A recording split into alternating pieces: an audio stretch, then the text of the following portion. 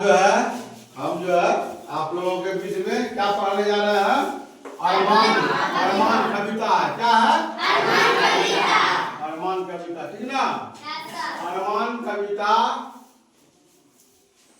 कविता के लेखक कौन है? यानी कि अरमान शीर्षक कविता के लेखक कौन है? राम नरेश त्रिपाठी जी है, ठीक ना? अरमान मीन्स क्या होता है? अरमान मीन्स क्या होता है? लालसा। अरमान मीन्स लालसा। सर्वस्व मीन्स सब कुछ। धुन मीन्स लगन। अमर मीन्स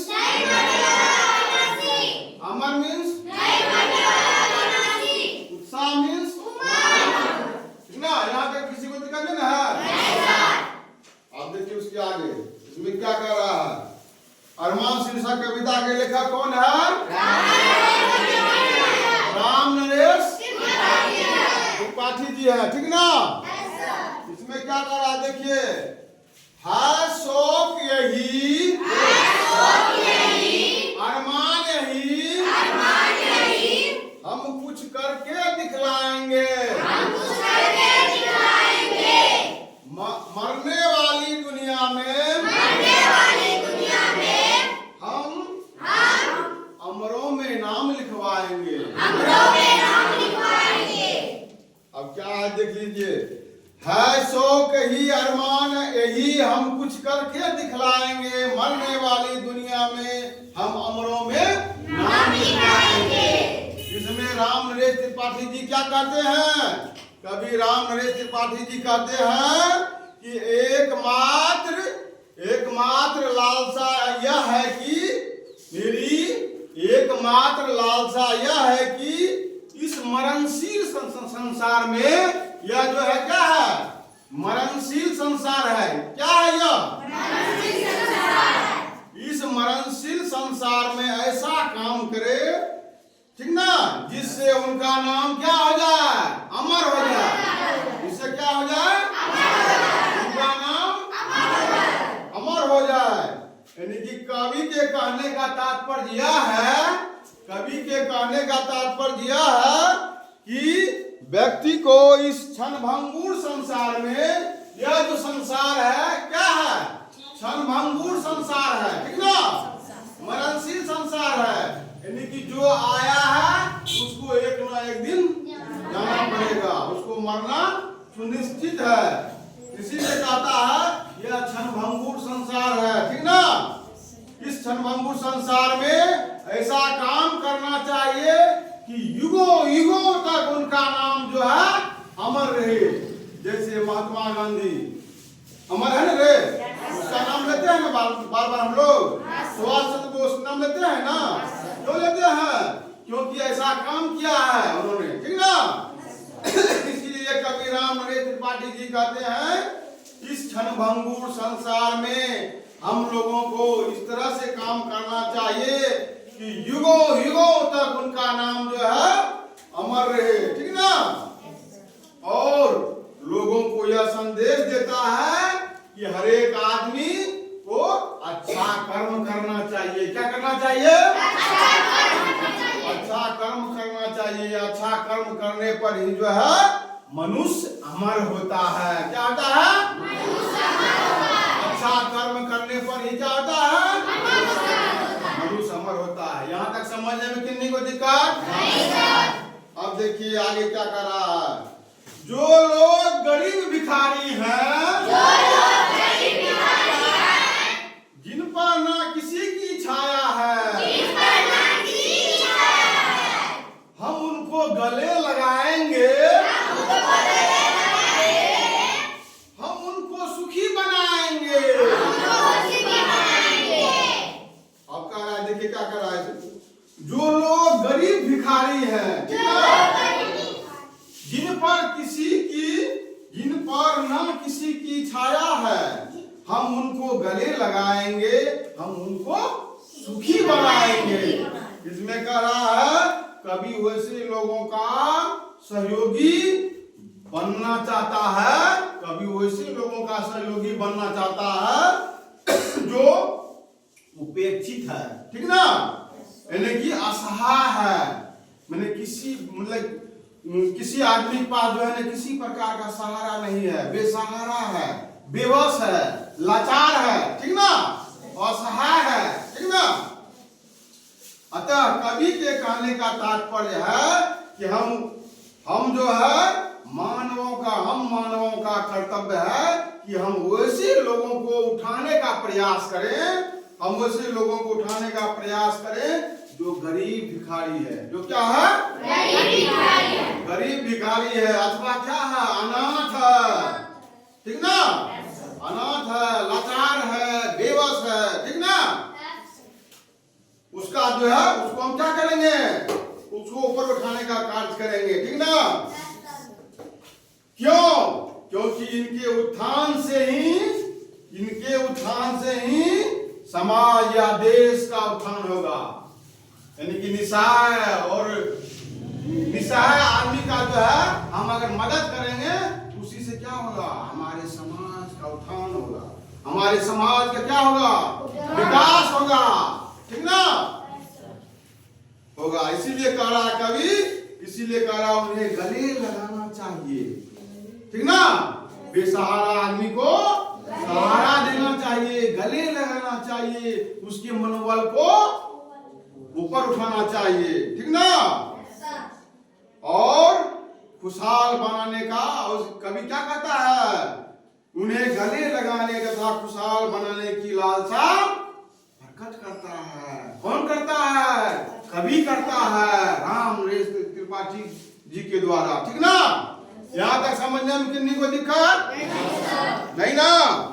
आप देखिए क्या कर रहा है, जो लोग हार कर बैठे हैं, जो लोग हार कर बैठे हैं, उम्मीद मार कर बैठे हैं,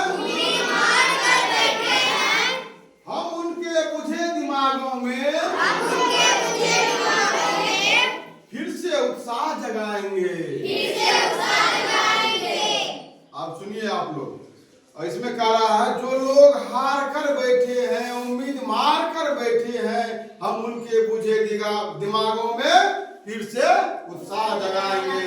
इसमें कवि कह रहा है, कवि जी कह रहे हैं, कवि की लालसा है कि वैसे लोगों को कर्तव्य पथ पर आरूढ़ करें, ठीक ना, जो बार बार की विफलता के कारण हताश है और अनुकूल परिस्थिति की आशा में कवि वैसे हताश निराश के मन में उत्साह का संचार कर नव निर्माण में जुट जाने का संदेश देता है, ठीक ना, नव निर्माण में जुट जाने का क्या करता है, संदेश देता है। अर्थात मान चलो कोई बच्चा परीक्षा में बैठा, ठीक ना, मैट्रिक के परीक्षा में मान चलो बैठ गया, ठीक ना, टेंथ का एग्जाम दिया, एग्जाम हुआ फेल कर गया, फिर दोबारा एग्जाम दिया, फिर फेल कर गया, उसके मन में क्या हो गया, निराशा हो गया, वो हताश हो गया।